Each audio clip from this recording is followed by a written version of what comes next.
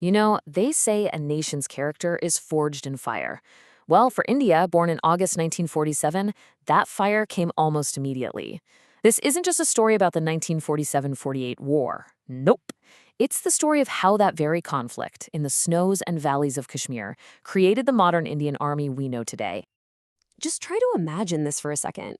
The absolute joy of independence is still in the air, but so is the deep trauma of partition. The country's fragile, its government is brand new, and boom, it's suddenly thrown into a massive crisis. The stakes? They literally could not have been higher.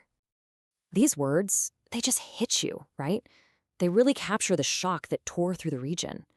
The whole thing was kicked off by an invasion that shattered centuries of peace.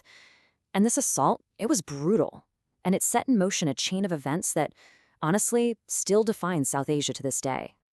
So, right away, this becomes the first great test for this brand new Indian state and its newly formed army.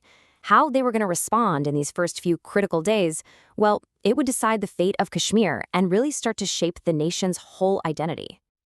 Okay, so what you're seeing here are the two critical pieces of the puzzle. On one side, you have the invasion itself, a planned military op codenamed Operation Gulmarg, launched from Pakistan. And on the other side, you've got the really complex political situation of Kashmir, caught between two new countries, with its ruler trying to stay independent. This collision, it was the perfect storm. And this timeline, man, it shows you just how fast everything happened. It's just lightning speed. The invasion kicks off on October 22nd. Just 4 days later, with the raiders practically at the gates of his capital, the Maharaja signs the accession to India. And the very next day, Indian soldiers are in the air flying straight into a war zone. And that kicks off the first and, honestly, the most desperate phase of the entire war. With the invaders just burning and looting their way through the valley, it became this frantic, ticking clock race to save the capital city, Srinagar. This was such a huge gamble. They were flying troops into an airfield they weren't even sure was secure. They had almost no intel, not enough supplies, and one simple, terrifying order: hold the line.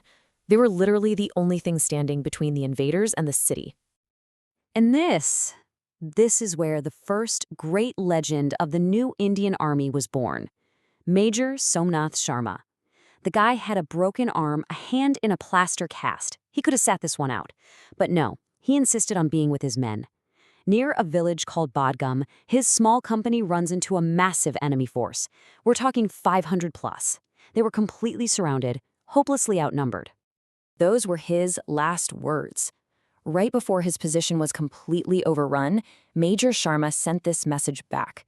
His company's unbelievable sacrifice bought just enough time, a few crucial hours, for more troops to get in and save the city. And for this ultimate act of valor, he was posthumously awarded the Param Chakra. He was independent India's very first recipient. Major Sharma's story was incredible, but it was the first of many. As the Indian army started to shift from just desperate defense to a real counterattack, the war kept producing these amazing stories of courage and leadership all along the frontier.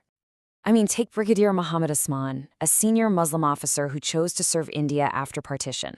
His very presence on the battlefield was this powerful symbol of the nation's secular ideals. And at the Battle of Nowshera, one of the fiercest of the war, his leadership was just legendary. He held a critical town against overwhelming odds, and that's what earned him the nickname, the Lion of Nowshera. And then you have stories like this one, the story of Naik Yadnai Singh. It just shows you the insane courage down the ranks.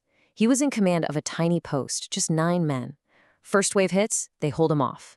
Then a second wave, he's wounded, but he takes over a machine gun himself and breaks their attack.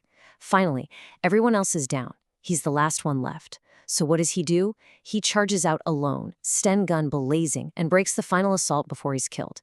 He too was awarded a posthumous Param Chakra. Just unbelievable. But this war wasn't just fought down in the Green Valleys.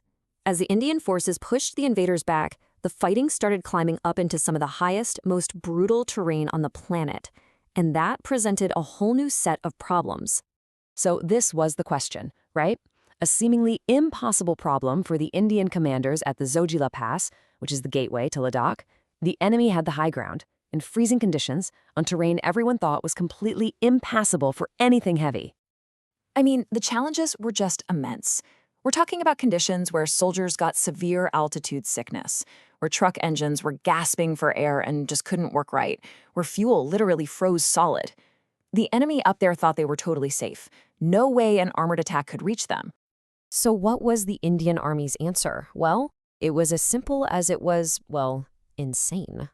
General Thimaia came up with this plan called Operation Bison, and the idea was nuts. They decided to dismantle Stuart light tanks, haul them up the mountain piece by piece, put them back together under the cover of darkness, and then just drive them over the pass.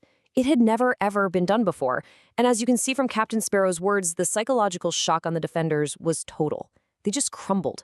It was an absolutely stunning feat of military engineering and just pure willpower.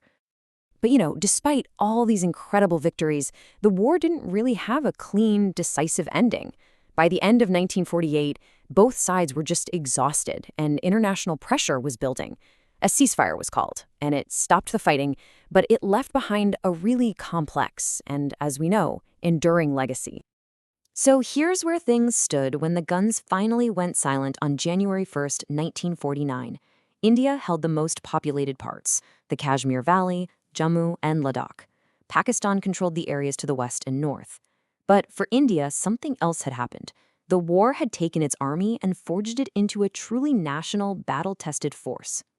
But you can't forget the price of all this. This was the official number of Indian soldiers killed, with over 3,500 more wounded. That is a staggering human cost for a country that was just finding its feet in the world. And this is maybe the single most lasting legacy of the whole war, this line on the map. The ceasefire line was only ever meant to be temporary, just a placeholder until a political solution could be found. But instead, it just froze everyone's military positions in place, creating the de facto border that we now call the line of control, and it's been a flashpoint for conflict ever since. And that really leaves us with a big question, doesn't it? The war gave India its first military heroes. It proved the incredible valor of its new army.